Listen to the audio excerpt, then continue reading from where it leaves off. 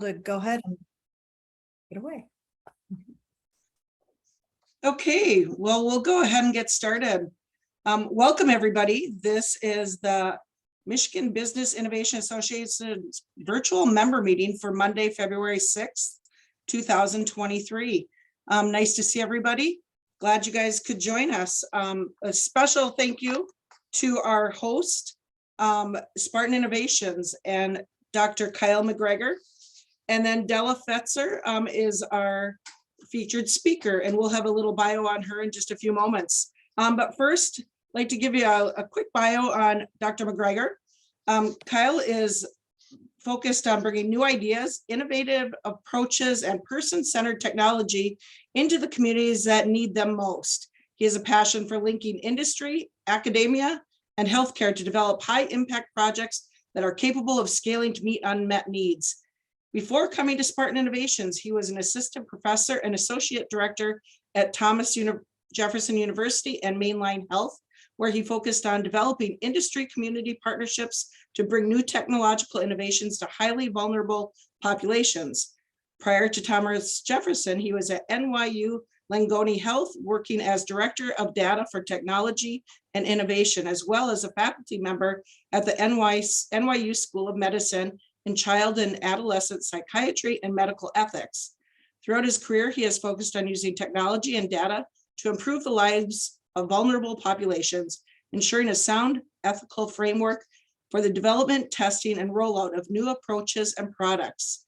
He earned his PhD at Indiana University and completed postdoctoral fellowships in medical informatics at Yale and computational social sciences at Columbia. He is currently an MBA candidate at the University of Cambridge, growing his skills in entrepreneurship, innovation, and leadership. Currently, he is the Director of Health Innovations at Spartan Innovations. So welcome, Dr. Kyle McGregor, and thanks for being our host and giving us a little update on what you guys got going down there at Spartan Innovations. Hey there, thanks so much for letting us do this. And man, that was a long way to say that. I just kind of wander around and play with some technology stuff and hopefully try and make it help the world be a little bit of a better place. So I appreciate that though. But please call me Kyle. Dr. Kyle is only my parents and Comcast representatives have to call me that. So perfect. I have like a little quick slide deck here, and then hopefully we're going to try and take the show on the road around the space. So let me see if I can make this work efficiently and effectively, which would be the ideal order there. Hopefully you can see that title slide. Let me know if you're seeing something different. But if I hear nothing, I'll just keep on moving on. So hey Looks there. good. Looks good. I appreciate that. That's the kind of feedback I need in my life. When I have you on the sidelines of my life now. I do appreciate that. So yeah, just again, I just want to give like a quick overview of just who we are, what we do, and hopefully kind of where we're going. So you see everybody here, it's kind of our team in Grand Rapids has pictures, and then the larger team around the state that pitches in, helps us out, kind of listed below. But huge shout out to Bonnie for getting this set up, then other Bonnie or Janet also getting us moving on a lot of different fronts here. And a great shout out to Heather, who kind of keeps me in line overall. So the quick idea for what we're trying to do and build out here in Grand Rapids is finding a way to establish the platform, processes, and systems that we have in East Lansing, just in Grand Rapids. I think hopefully here people know that there's just a lot of really cool and amazing things happening in Grand Rapids, and it's a great opportunity for us as part of the MSU Research Foundation to get more intimately involved in the things that are happening here. We do that through just facilitating a lot of collaborations, both between our faculty at MSU, as well as a lot of the healthcare, both representative researchers, patient populations, literally everything that we have here in Grand Rapids to offer, trying to find new and intuitive ways to mix people who have ideas with people who very much would benefit from additional ideas being in the ecosystem. We kind of do that through really, really close clinical alignment with the various kind of resources, physicians, infrastructure, the network, the robust kind of manufacturing legacy and history that exists here, as well as building new partnerships for those that are either in Grand Rapids, around the state, have an interest in West Michigan, and trying to figure out a way to really connect that kind of tech corridor from Grand Rapids all the way to Detroit, and even expand that network up into Traverse City and well beyond. Just a quick highlight of some of the initiatives that we're working on that I think would be most interesting for this group here. We are kind of building this statewide collaboration of hospital systems that might be interested in med tech. So really trying to pull together all the major players within the state to make sure that we have an opportunity for those innovation groups to come together, learn more about what's happening within the entrepreneurial ecosystem, learn more about what's happening in the innovation kind of ecosystem, and find ways to drive that innovation within their health system. And it's been a really, really special and fun partnership to be able to work on. We'll be rolling out our first 3 companies doing pilots across that 9 system segment within the next quarter or so. So just a huge effort and a great way for us to be able to get great companies embedded into some of these big health systems. Overall, do you want to highlight the bridge, which we're going to try and do a little walk and talk here if I can be quiet and get through these slides a little bit faster. But really what we're trying to do here is make sure that we have money for new companies to be able to come in to our incubation space, and really from that first day, just get all of the various services, opportunities, connections, literally everything they might need to be able to move from cool idea to product in a market. We have a variety of different programs that we can use to do that, from pre-accelerator, accelerator, our overarching incubation program, as well as our pretty aggressive and robust EIR network that can be deployed to tackle almost any problem that would come up in the development of either tech or new tech that we've seen so far. And again, being responsive enough to make sure that if there was something new, we have the ecosystem throughout the state to pull that person in to help out. Beyond that, a lot of events, a lot of education. I think that's what the team here from Spartan Innovations on this call spends most of their time doing right now. Really making sure that we are kind of, again, building that ecosystem and providing the education necessary to kind of continue to see the sophistication grow, the startups we see here.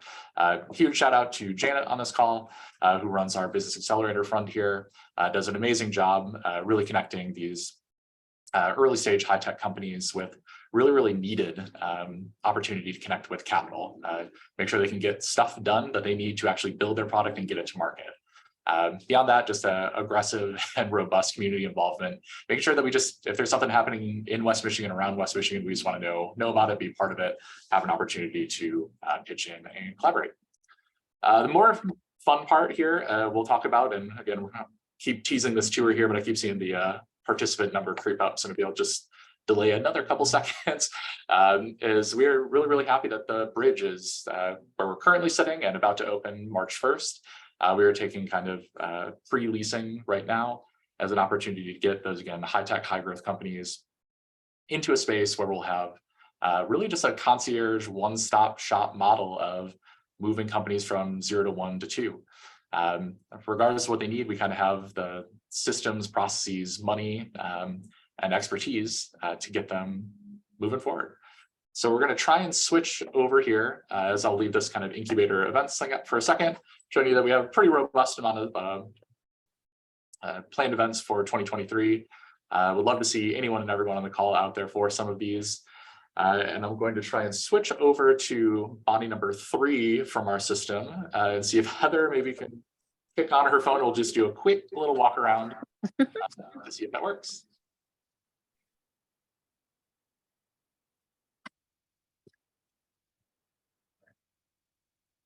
I don't know that I personally need to be on for this, so I'm trying to focus on the.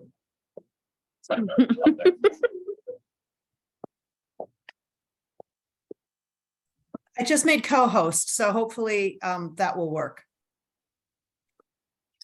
Perfect. So we're walking from our office over towards the cafe space in our new area. So we'll be able to see that there's kind of a variety of different office sizes and spaces. So it really becomes this kind of choose your own adventure novel approach to entrepreneurship and growing a company. All the spaces along the periphery of the building really are built to house teams of 4 up to 15 But as we make our way into the cafe space, which is our shared space, what you see is that we got a pretty open space for hosting events, allowing people to get out of their offices, have those planned collisions and conversations that I think all of us here know really was what leads to like the next cycle of innovation and opportunity. So this will be kind of like the beating part of what we do and where we host most of our events. We've posted our first 2 now, both of which have gone really, really well. And we're seeing just the community really picking up and kind of embracing the bridge as it's maybe collaborative and community home for building up tech stuff here. So beyond the cafe, we also have, I mentioned the office spaces from teams of 4 to call it 15, 16, 20. We also have these 10 by 10 offices where companies of 1 or 2, or maybe it's a distributed system where we can kind of get smaller teams in. So they're still getting the services, the connections that they need, but with less of a footprint. Because most of our offices are built on this collaborative open space type model, we do a variety of phone booths where people can pop out to take Zoom calls, to do phone calls. I have honestly almost taken a nap in one of those chairs. So it's really kind of whatever you need to kind of get the juices flowing and make sure that you've got a comfortable space to communicate more broadly. Circling back around pretty quickly, the model's also, I mentioned earlier, the model's kind of predicated on this idea that we would have a one-stop shop in this concierge kind of experience. So that kind of necessitates having these drop-in spaces that are available for venture capital, angel, bolt-on HR, bolt-on accounting, and service providers more broadly to have places and spaces where they can comfortably sit down, take meetings, and really just kind of coexist with the companies that we're pulling into our incubation space. Again, the idea being that you shouldn't have to go to an incubator and be there for a ton of time or a certain amount of time before you get access to people in the venture capital space or capital markets more broadly. Got 6 conference rooms of various sizes, from I think this being one of our larger to smaller on like the 6-person size. So again, it's a really scalable space for anything and everything a team might need to grow, build, and scale. Beyond here, we are partnered with Rockford, so there's a really great opportunity that the company needs to build out a bigger space or move into a larger space. Everything is kind of dynamic and reflexive enough that we have those opportunities. Let's see, turn off. And that's pretty much it from us. So I'll kick it back over to you. If there are any other questions, I'm going to go try and jump to my desk because having a phone in my face is weird. But yeah, thanks. Awesome, thank you. Does anyone have any questions very quickly for any of the Spartan Innovation team?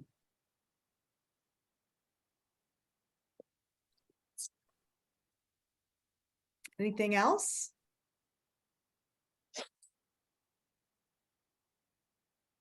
Bonnie, anything else from your team, or are we coming back over to me? Where's a good place to find out more information? Yeah, feel free to reach out to Bonnie if you have her contact email. I think a lot of people here do, or reach out to me. I'm just Kyle at SpartanInnovations.org, and I'd be happy to show you around or talk with you more. Great.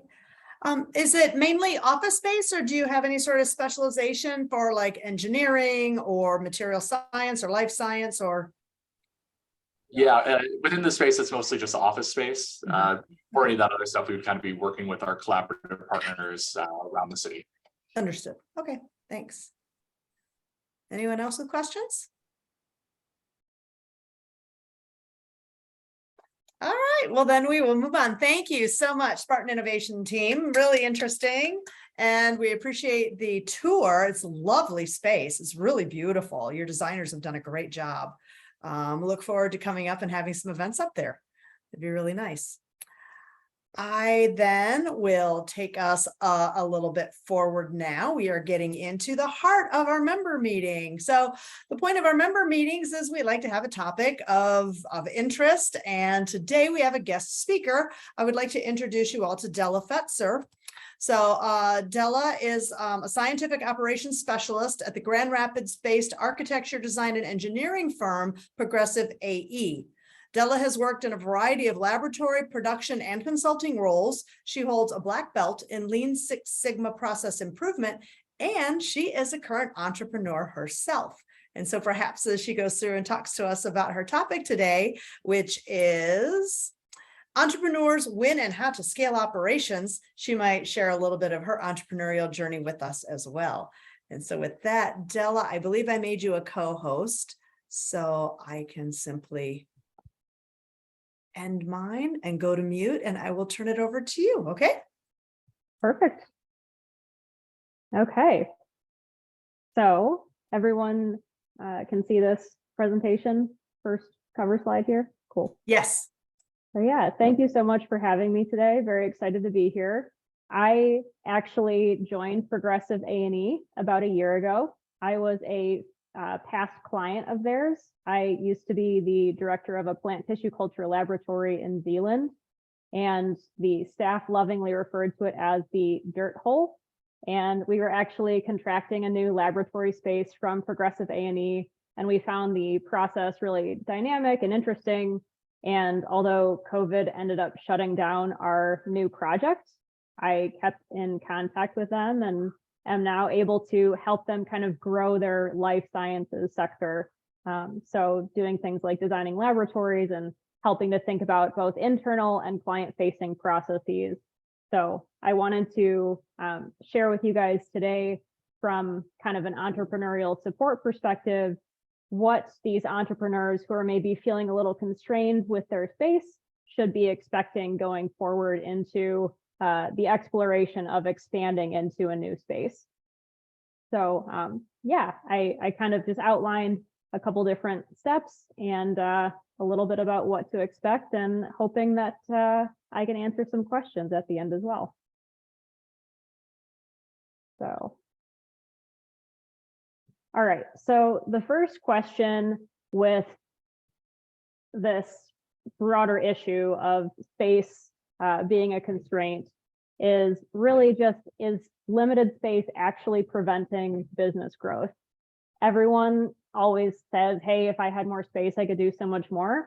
But there is an importance of validating that that is really actually happening, and that your process isn't just like floppy and wonky, and you're actually constraining yourself more than you need to be. So there is a little bit of a cost savings in really looking at whether or not limited space is really preventing the business growth. So to look at this a little bit deeper, this is a brand new company, a fake company that I made up for this presentation, called Bubble Dog. I hear they're taking investors, but Bubble Dog basically addresses this market of really sensitive dogs who've maybe tried a bunch of different off-the-shelf pet foods, and they've had upset stomachs or weird allergy issues that have cropped up. So Bubble Dog offers allergy testing. So they'll send you a little kit that you'll do a saliva test on your dog, and you'll send it back in the mail. And then Bubble Dog will run the test, determine your pet's allergies, and then actually make allergen-free food specifically for that dog. And they also produce allergen-free dog treats or dog biscuits. So let's look at this. Let's look at the current capacity of Bubble Dog, because if we don't know what our current capacity is, there's no way to know if our space is actually constraining our business growth. So here's just a really basic way of looking at this. This is something that you could easily walk an entrepreneur through, is establishing kind of a capacity overview of the current space or the current output of their process. So you want to really look at every single thing that happens individually. So we want to first isolate the food production. Let's say that the thing that they just kind of gut reactions think that they spend the most time on is food production. So let's look first at that. And let's say that the weekly average output is 50 8-pound bags of dog food currently, the specialty mix that they're making. And at maximum, they're maybe getting 80 8-pound bags of dog food. So from there, you can the entrepreneurs really should be able to estimate the average generated revenue from that, as well as make kind of a documented list of current equipment, and then the number of current people who are required to perform that, just to start getting a sense of how big is this process really, and how lucrative is this process. It's going to be important to then repeat that. I didn't fill out all of these just because of time, but we're going to repeat this for biscuit production, and we're also going to repeat this for allergy testing. So all of those key services, really isolate those and look at how much are we doing, how much is this making, what is this requiring in terms of equipment and floor space for people to navigate. Okay, so our second step then is to document the process steps. And at this point, entrepreneurs can really do all of these sort of preliminary things alone or just with their support networks. So documenting the process steps for just food production could look something, for instance, like receiving the quantity in the formula from the database. Let's say they have, computers, and they receive, looks like 8 bags that are, sensitive to these allergies. So that's where they get their order. And then they go through the process and you say, okay, the next thing I do is retrieve ingredients from base. So you want to say, here's the thing I do, and here's the place I do it. And then kind of go down every single step and go through, all right, here's the thing I do, here's the place I do it. We're going to repeat that for biscuit production and then for allergy testing as well, just following that same process. Our last step in sort of this preliminary exploration in terms of like documenting the steps is to diagram the process. So you're basically going to want to get either from your incubator space person or just a sketch that you make yourself, sort of this blank canvas for your process flow diagramming. So you can just draw this out. It doesn't have to be anything fancy.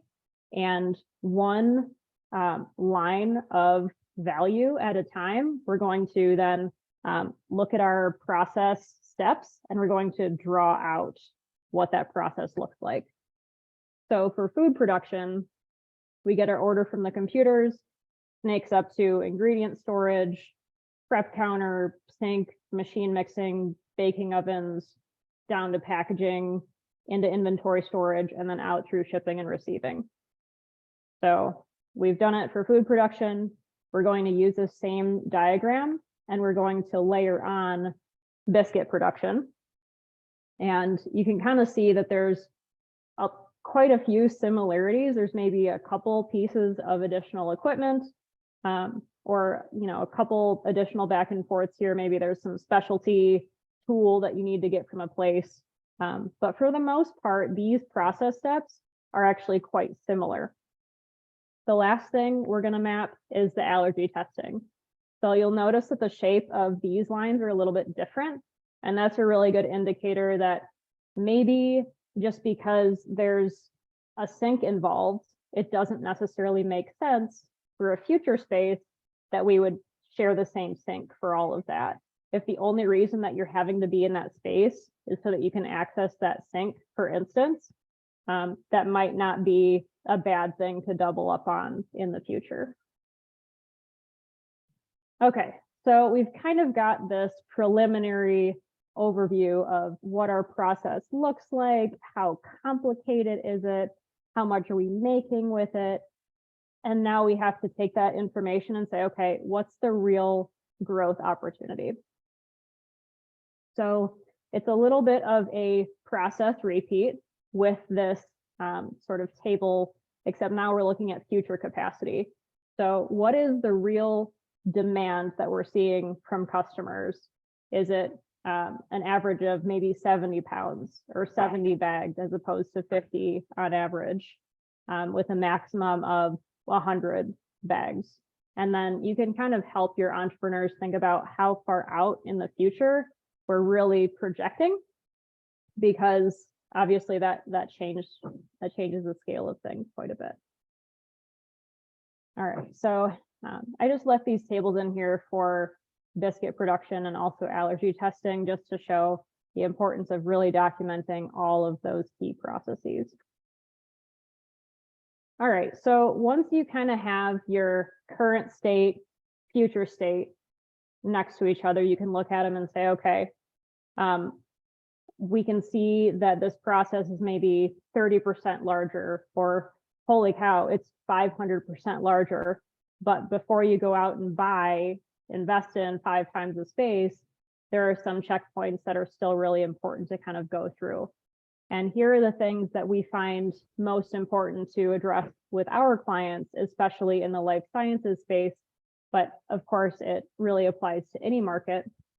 The first is the opportunity for expanded sales really expected to last? Or is this just like a fluke because some company, is in, having hard times, but then like they're going to get their investment back and be a stronger competitor than you again? Or is there maybe I don't know. You guys know better than I do. Like, these opportunities aren't always here to last. So that's really going to determine whether the shifts are more of a placeholder, where maybe we can just get another wash basin. We can just get another sink for $500 or something. Sometimes some spaces accommodate that, sometimes they don't. Maybe we can just get another simple piece of plug-in equipment, or maybe it's more of a long-term investment if this opportunity really is expected to be here to stay. The second question is, how long will it take for the increased sale to pay for that expansion? And it's going to take a couple more steps in our process to really determine the final cost of what it's going to take to expand, but it's an important thing to keep in mind. It's going to help you find that balance between how much to increase your capacity and how much to invest. And then the third question that I see people overlook all the time is, how might new regulations or market shifts affect your process requirements over the next 5 years or more? So if you're hearing rumblings about, there's new FDA requirements, or there's a new MDR requirement for food safety or something, are you going to need a whole additional quality control step? Are you going to need to hold inventory for 6 months longer than normal? What's going to happen to your space when these regulations that might get pushed through actually do get pushed through? Because that's really going to help you to program your priorities. Okay, so this is kind of where decision time happens. Is it worth it to expand or remodel? Or are we just going to completely table that for now? Or do we want to investigate this a little bit further?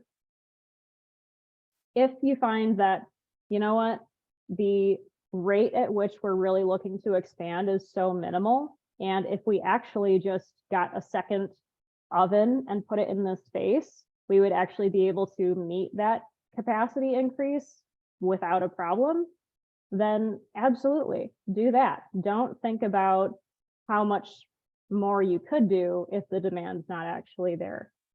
But even if the answer is no, really look at, you've already done all that work. You know how complicated your process is now that you see it right in front of you. Are there still opportunities to optimize your current operations with just minor adjustments? So that's really looking at grouping similar operations and not having two value streams that are in parallel constantly being bisected by a value stream that has nothing to do with the others. Other ways to kind of detangle the process and eliminate some of those overlaps, especially if it's happening multiple times a day or an hour. And then really just focusing on process simplicity, just removing as much of that complexity as you can.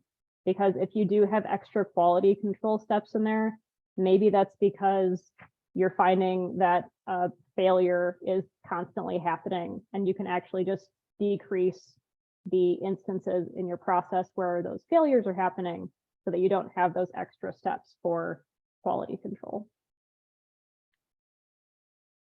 If you find that, yes, you know what, this investment looks like it is going to be really critical, there are a couple of ways to go about it.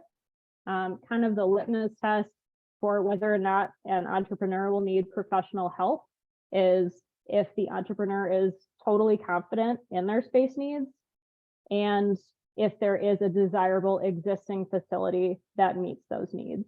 You really don't want to design a facility on your own or endeavor a significant remodel on your own without professional help, because professionals can really do a lot in terms of planning.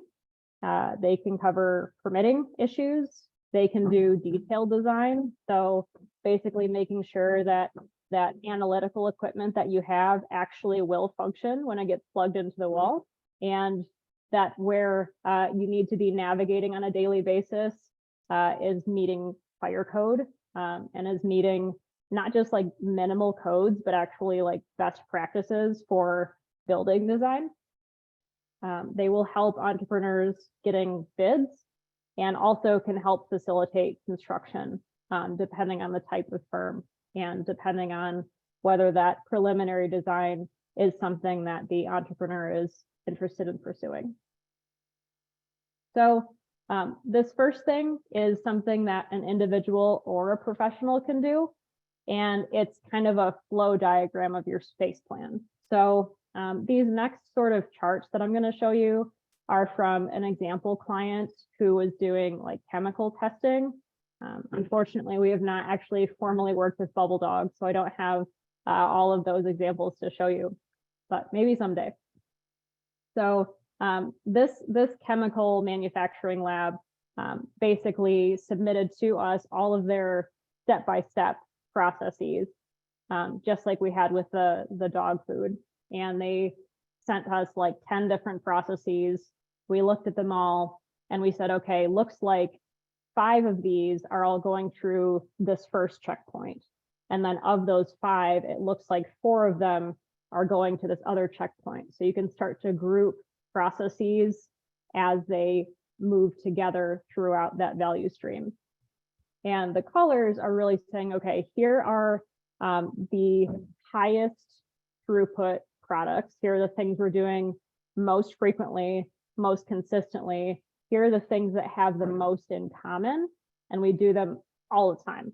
This is what pays our bills, and this is how they flow through the process. And then there are always going to be, for most entrepreneurs, those other things where it's like, well, and we're also dabbling in this. Those we're also dabbling in this things can and probably should be separate.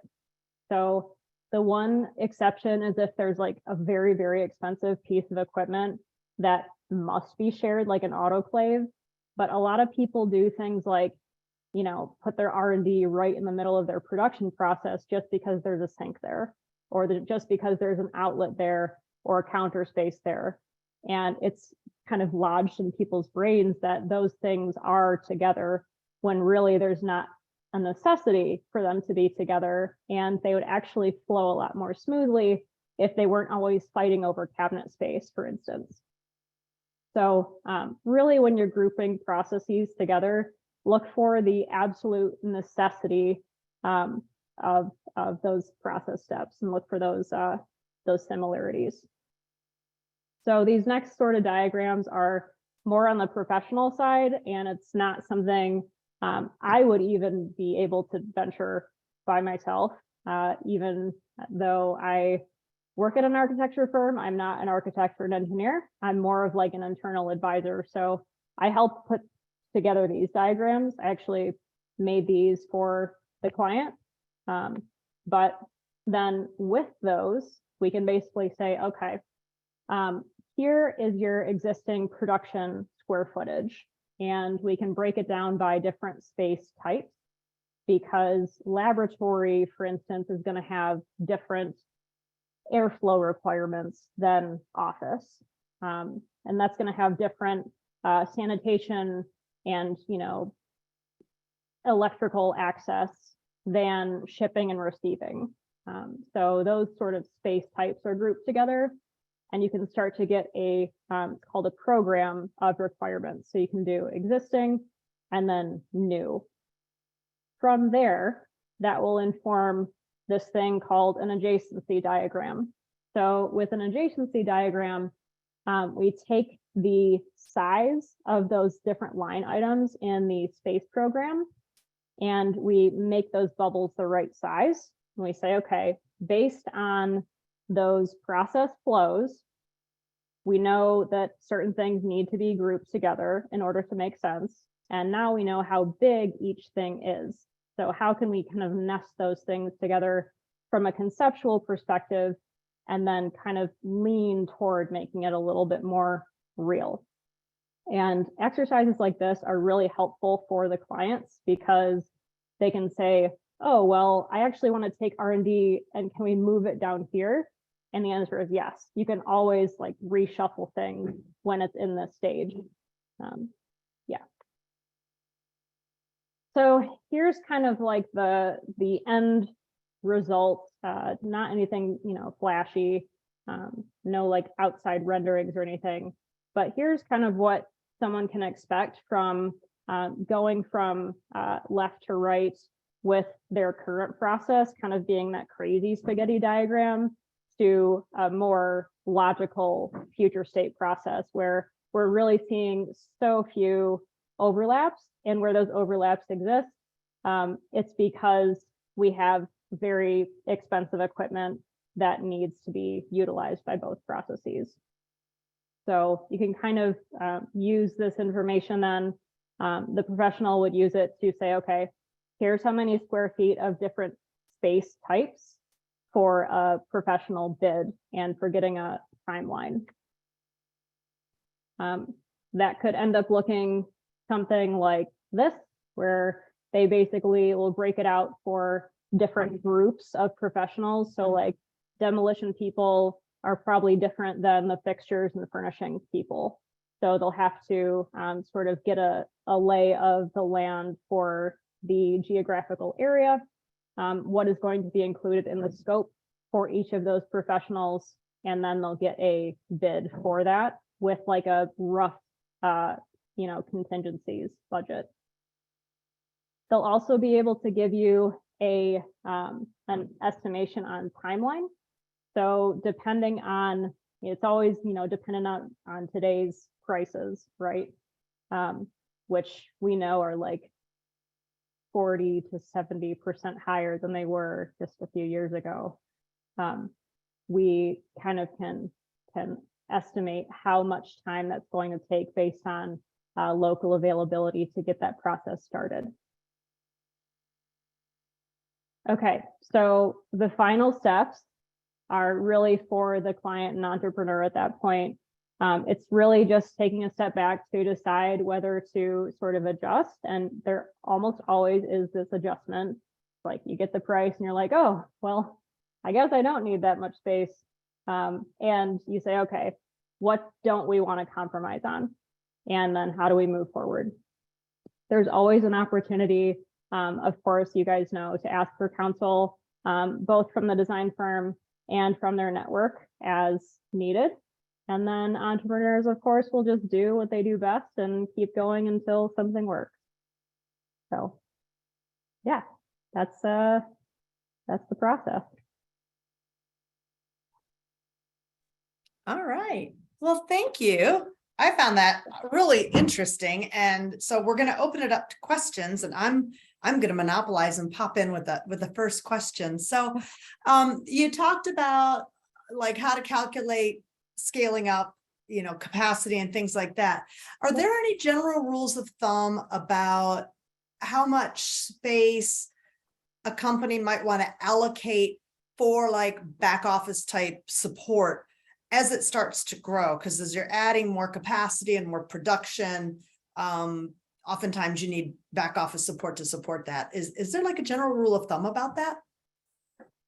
Yeah, that's an interesting question. So it really, with the whole future of work thing, a lot of those things are outsourced or remote. So it's really difficult because a lot of times, like for our office, we have some people who are always in the office, some people who are in the office 3 days a week, and some people who are in the office 5 days a week. So it's really a matter of looking at how many people you're needing to support. And there probably is a ratio of how many staff, but it's not going to necessarily equate to how much space you'll need, because so much of that is not necessarily on site. Good point. Amanda, you popped a question in the chat, but why don't you go ahead and unmute yourself and you can talk with Della. Okay. Hi, Della. Hi, Amanda. So Della, we're lucky enough at Lakeshore Advantage / Surge to be working with Della on her startup, Rebel Cultures, which is super interesting. So somewhere in this talk, I was hoping you would take some time just to tell everybody a little bit about that. Yeah. So Rebel Cultures is reimagining how disease-free plants are produced. So we are actually building technology that will be for lab-free plant tissue culture. And plant tissue culture is currently the only way to replicate disease-free plants.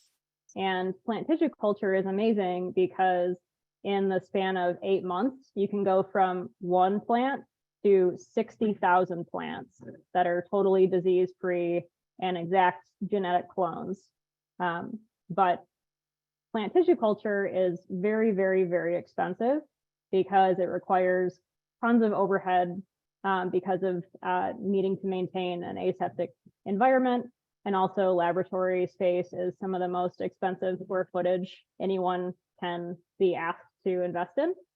So this is going to be the production of warehouse-ready units that will maintain an aseptic environment within the cabinet or a sanitation, enabled environment, so that plants traditionally only able to be produced in a lab can be processed right on a production line in a greenhouse or a commercial plant propagation facility.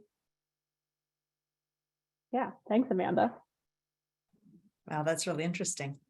Other folks, this is your chance to pick Della's brain, either about scaling up companies or about her startup. We're fine either way. We'll talk about anything. Or about process stuff. I'm a huge process nerd. Is process scale up different for, well, I mean, I know it's different for different products, but are there general categories, like the way you scale up a lab, is that different than like the way you might scale up, say, a kitchen, a kitchen type production facility versus how you might start up some things like, I don't know, materials or a consumer product? Just curious, are there buckets, or is like everything, it's the same no matter what? I would say it's all of those things are very equipment driven.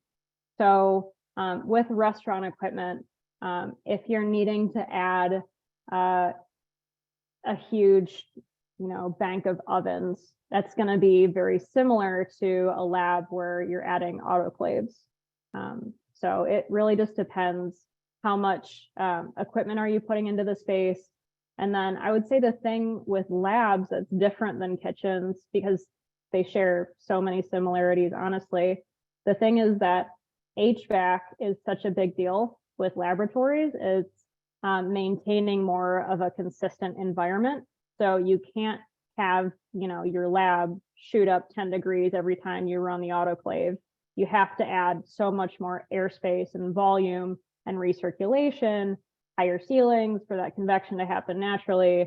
And just, it's a lot more infrastructure. Yeah. Okay. Go ahead, Jason. Thanks. Just a quick question, just thinking about all this. I'm kind of thinking from the standpoint of where I work with a technology business incubator, and we've thought about building out another facility that might have lab, it might have like a, prototype center, or even just like a pilot plant. And for us, it's like, we don't know where our clients might go because we're not focused on one particular vein. So it's like we can work on these processes. But do you ever talk about, or have you interfaced with organizations where it's like, what is the bare essentials you should be thinking of? Like what kind of, can you plan far back enough so that depending on where the clients come in and what their needs are, at least we have this core infrastructure, whether it's power or water or these sorts of things, so that we can still react and support them when we get to the point of bringing on somebody like your own company or some other company. Does that make sense? Yeah, absolutely. Yeah, so that's an interesting challenge because flexibility is at the top of everyone's list, right? And especially when you're looking at high turnover groups like incubator space users, well, you hope that they're high turnover anyway. So I would really say, again, it really comes back to equipment. So what types of equipment classes are these groups going to need? Are you going to need a space that can handle chemicals? Because if so, you'll need at least one space that has the negative pressure flow hoods.